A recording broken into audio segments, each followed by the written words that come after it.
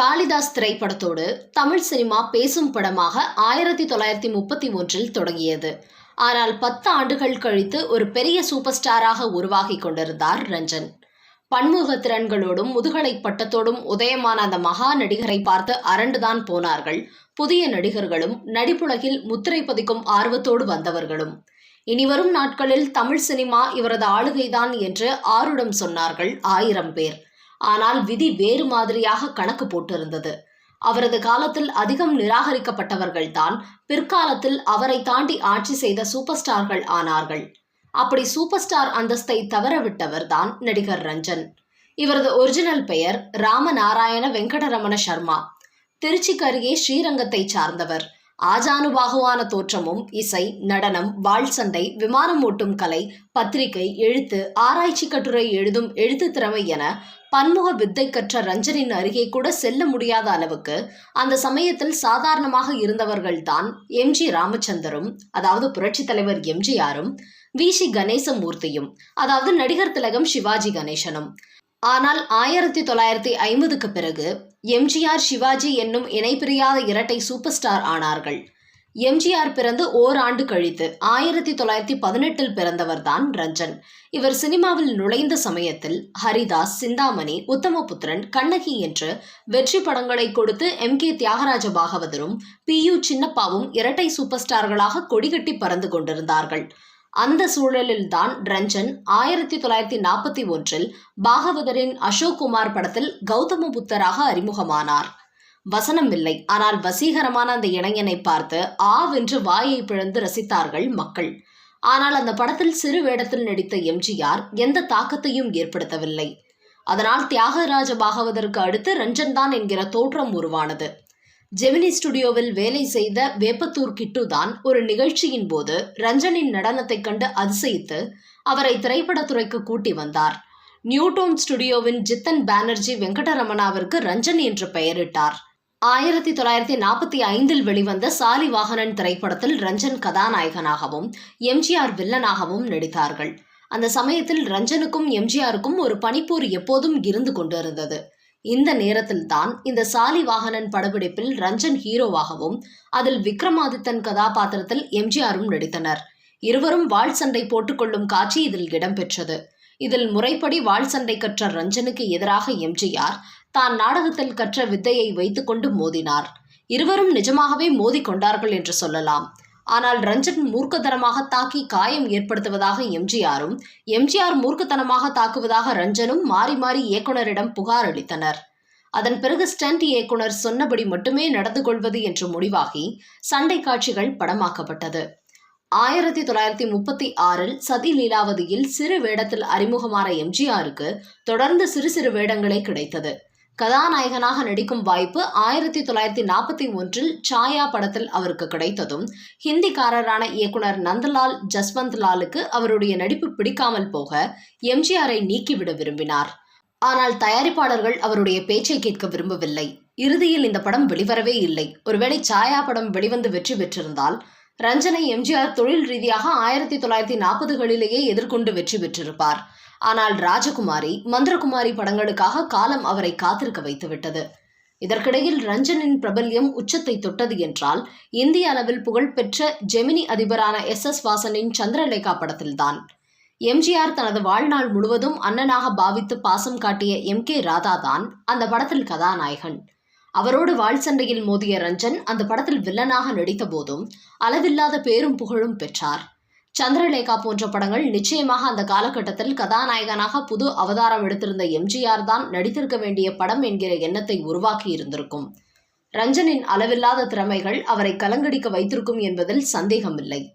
இந்த படத்தில் இன்னொரு சுவாரஸ்யம் என்னவென்றால், சந்திரலேகாவில் ரஞ்சனுக்கு மெய் காப்பாளனாக நடிக்க தனக்கு ஒரு வாய்ப்பு கிடைக்குமா என்று முயற்சி செய்த V.C. கணேசன் என்னும் நாடக கலைஞனை தயாரிப்பாளர் S.S. வாசன், நீ சினிமாவுக்கு பொருத்தமானவன் அல்ல, வேறு வேலை பாரு என்று அலட்சியப்படுத்தி அனுப்பினார். அவர்தான் பின்னாளில் நடிப்புக்கு இலக்கணம் வகுத்த, நடிப்பு சக்கரவர்த்தியாக மாறிய நடிகர் திலகம் சிவாஜி கணேசன். இதற்கிடையில் மஞ்சள் பத்திரிகை அதிபர் லட்சுமிகாந்தன் கொலை வழக்கில் பாகவதர் சிறை சென்றார். அந்த நிகழ்வு திரையுலகில் பாகவதரை வீழ்ச்சியடைய வைத்தது. இன்னொரு பக்கம் சிறு வயதிலேயே அகால மரணம் PU சின்னப்பாவை இந்த உலகை விட்டு அழைத்துச் சென்றது. இந்த நிலையில் சூப்பர் ஸ்டார் பதவி காலியாக இருக்க அதில் மிகவும் பொருந்தக்கூடியவர் ரஞ்சன் தான் என்று 1950க்கு முன்பு வரை கணிக்கப்பட்டிருந்தது.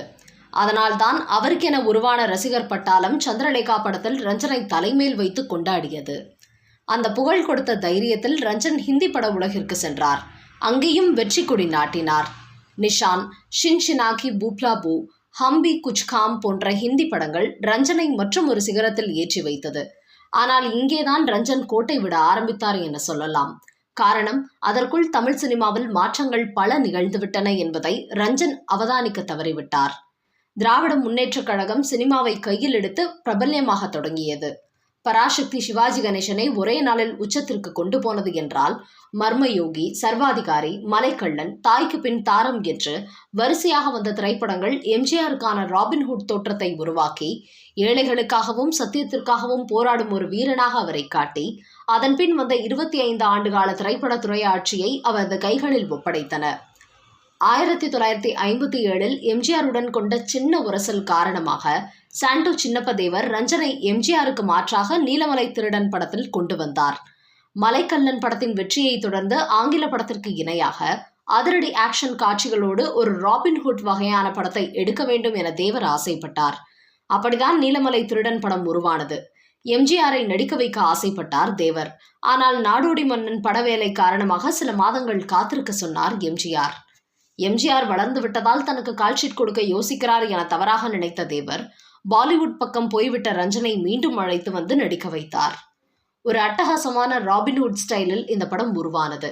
இந்த படத்தில் வழக்கம் போல் மிருகங்களும் நடித்திருந்தது. எம்ஜிஆரை வைத்து என்னென்ன செய்ய வேண்டும் என தேவர் நினைத்தாரோ அது எல்லாவற்றையும் ரஞ்சனை வைத்து செய்தார்.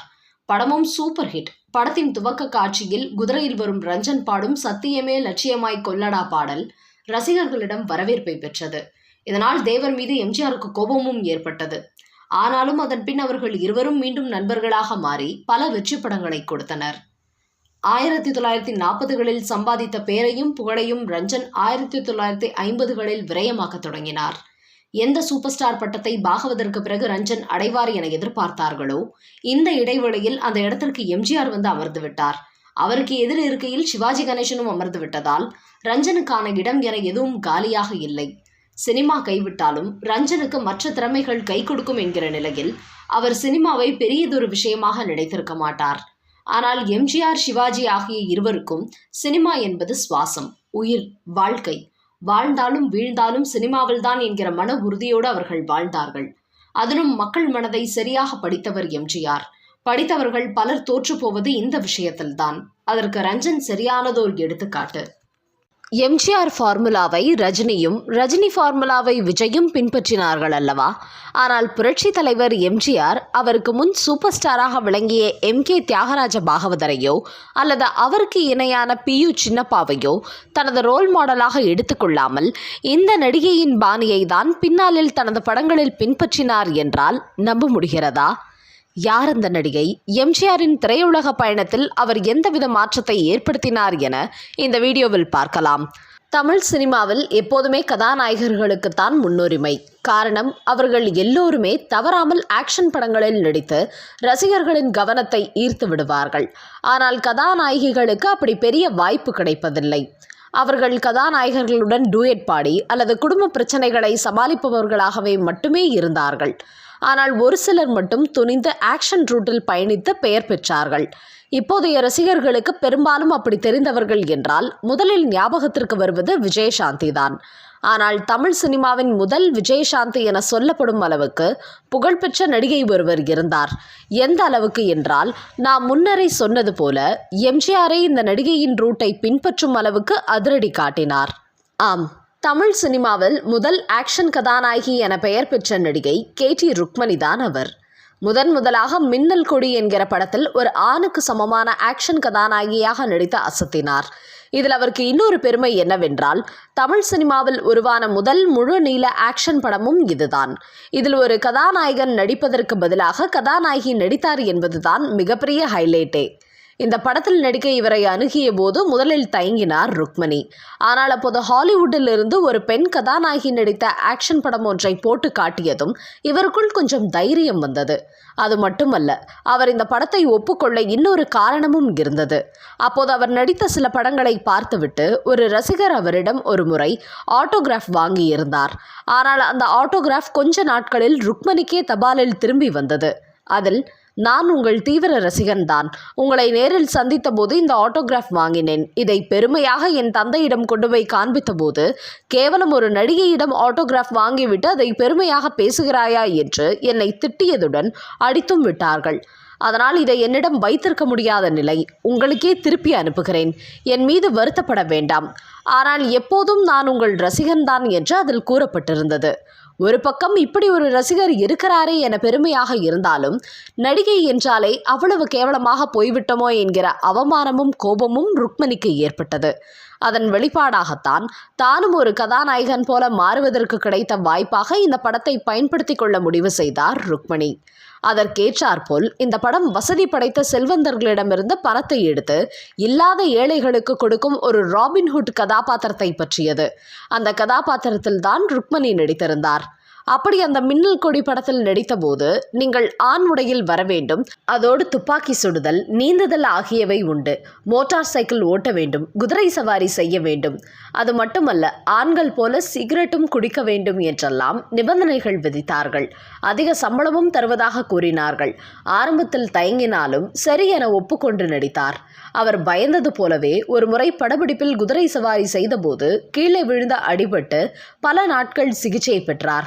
ஆனாலும் அவர் உடல் நலம் தேறியதும் மீதி இருக்கும் படத்தை அவர்தான் முடித்து கொடுக்க வேண்டும் என தயாரிப்பாளர் தரப்பிலிருந்து நிர்பந்தம் கொடுக்கப்பட்டது.